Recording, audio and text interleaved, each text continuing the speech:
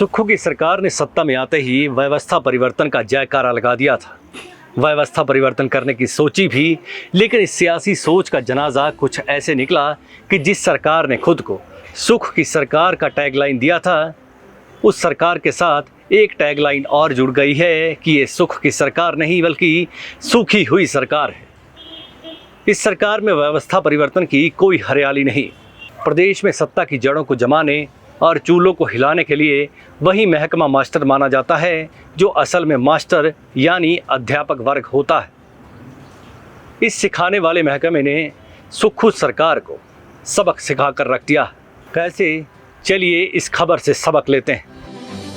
दरअसल सुख की सरकार ने सत्ता में आते ही इस महकमे की मुरम्मत के साथ साथ एक जगह पर कई दशकों से बैठे अध्यापकों की चूल्हे हिलाने का काम किया था, जो अपनी तय पोस्ट से हटकर अपनी मनपसंद गैर जरूरी पोस्ट पर डटे थे। उन्हें सरकार ने वहां से उठाकर स्कूलों में भेज दिया जहां उनका असली काम था। सरकार ने इनके डेपुटेशन रद्द कर दिए थे, लेकिन एक हफ्ते के भीतर ही इन लोगों ने सरकार को ही रद्दी साबित कर दिया। सरकार के आदेश रद्दी बनकर रह गए और इनके पास अपनी गद्दी बनी रही। हाल ही में सरकार ने 7 लेक्चरर्स को शिमला के सर्व शिक्षा अभियान में ही रखा और ऐसा पॉलिटिकल आई वॉश किया कि इन्हें शिमला के आसपास के स्कूलों में ही रहने भर को तैनात कर दिया, लेकिन इनकी जगह नहीं बदली।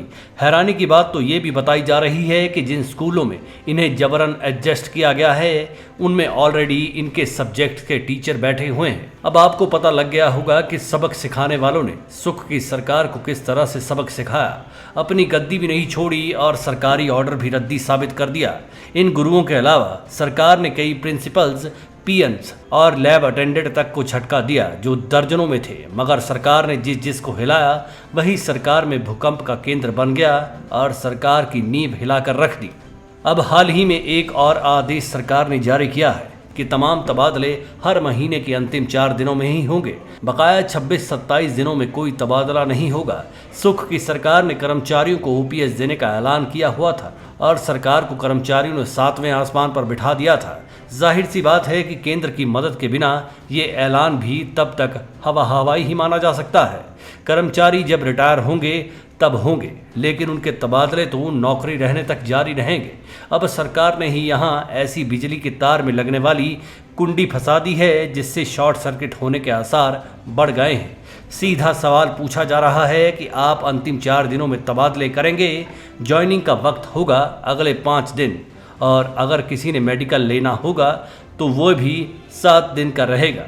मेडिकल की बात इसलिए कर रहे हैं कि ज्वाइनिंग को टाल लें और इसी बीच में नई एडजस्टमेंट या ऑर्डर कैंसिल करवाने के लिए मेडिकल कर्मचारियों के लिए ब्रह्मास्त्र रहता है। सरकार में तमाम हथियार एम्प्लॉयज से छीन लिए हैं।